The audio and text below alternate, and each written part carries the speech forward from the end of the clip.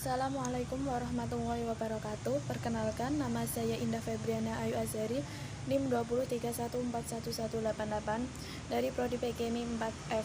Di sini saya dari kelompok 7 akan mempresentasikan hasil kerja kelompok kami yang berjudul mikromolekul dan makromolekul pangan. Mikromolekul. Mikronutrien atau zat gizi mikro adalah zat gizi yang dibutuhkan oleh tubuh dalam jumlah sedikit, namun mempunyai peran yang sangat penting dalam pembentukan hormon, aktivitas enzim, serta mengatur fungsi sistem imun dan sistem reproduksi.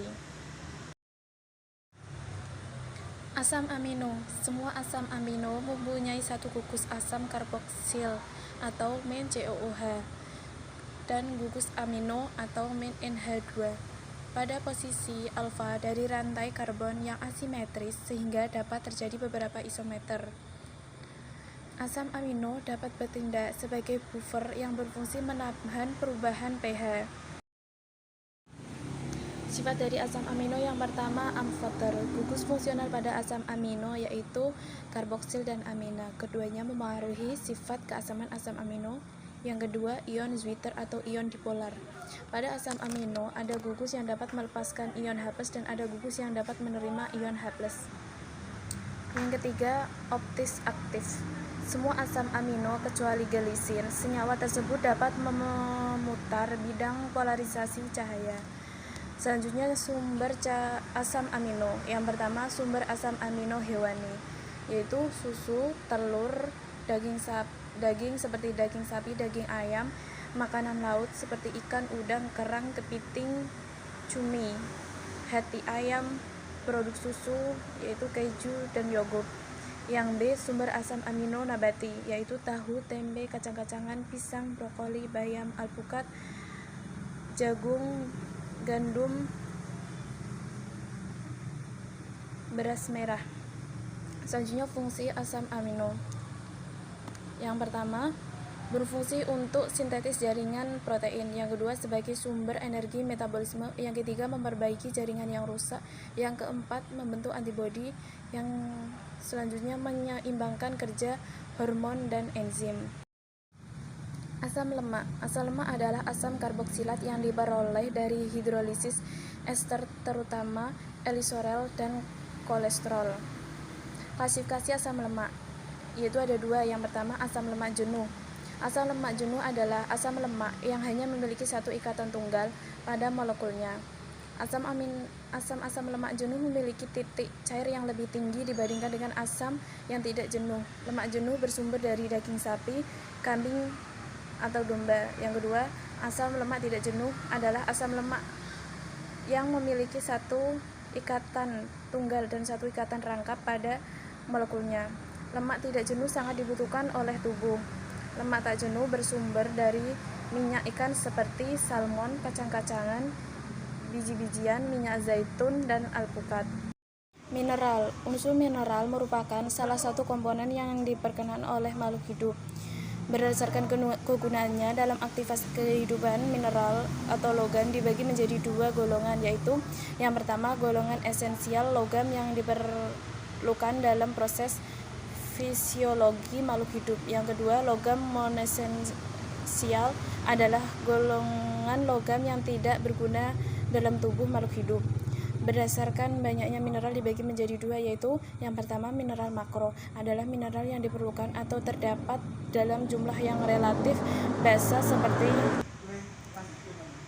Ca, Rk, NaCl, dan Mg. Yang kedua, minimako adalah mineral yang diperlukan dalam jumlah sangat sedikit seperti Fe, Cu, Zn, Mn, Lse.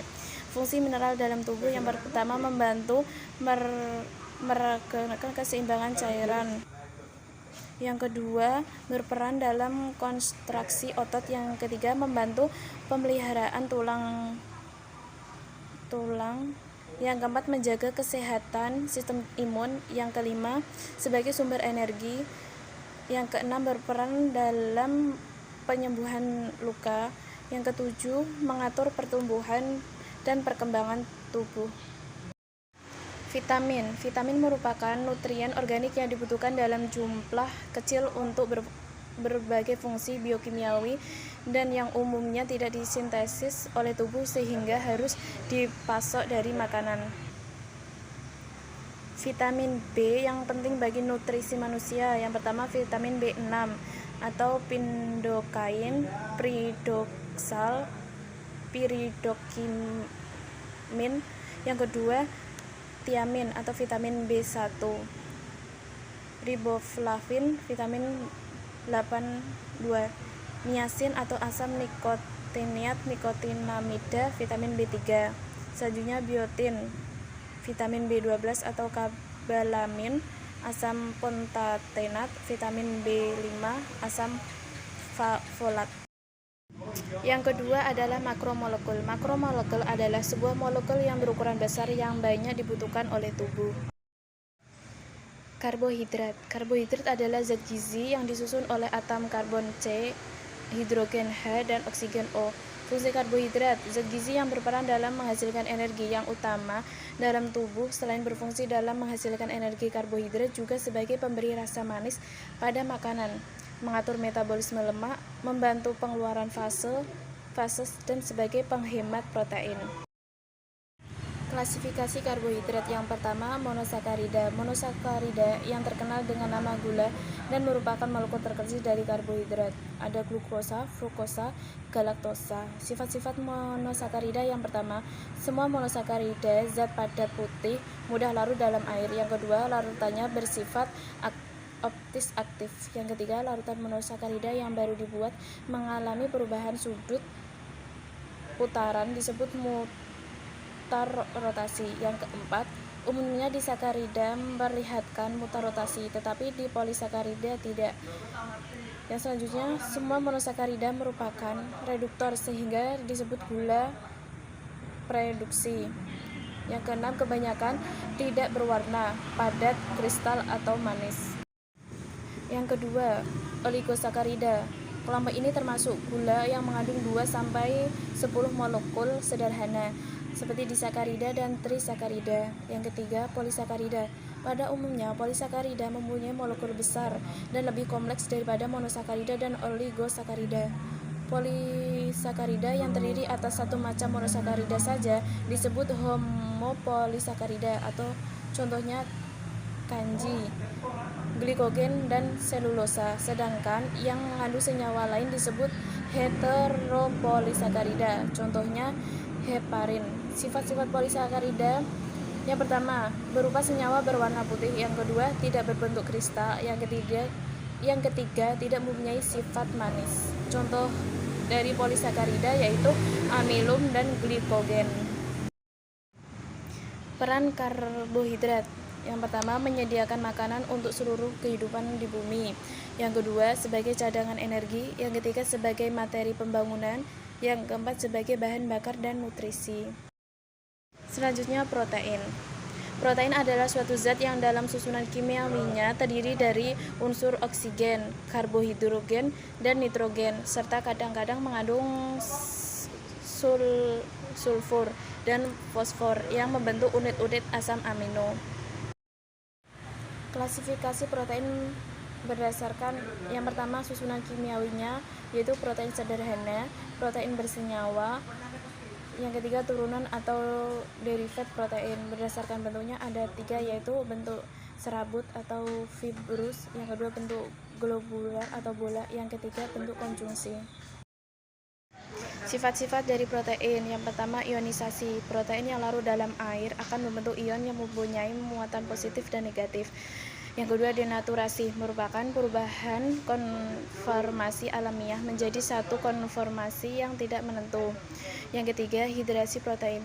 Molekul protein mengandung gugus nitrogen atau atom oksigen yang mengandung pasangan elektron dan sanggup membentuk ikatan hidrogen. Yang keempat, viskositas. Viskositas adalah tahanan yang timbul oleh adanya gesekan antara molekul-molekul di dalam zat cair yang mengalir. Selanjutnya, lemak atau lipid. Lipid merupakan kelompok senyawa yang paling yang penting sebagai sumber cadangan energi utama bagi makhluk hidup. Fungsi lemak yang pertama sebagai sumber energi, yang kedua sebagai penyekat panas dalam jaringan subkutan, yang ketiga sebagai pelindung organ penting tubuh sebagai pelarut vitamin A, D, E, dan K. Yang keempat mengoptimalkan fungsi perencanaan.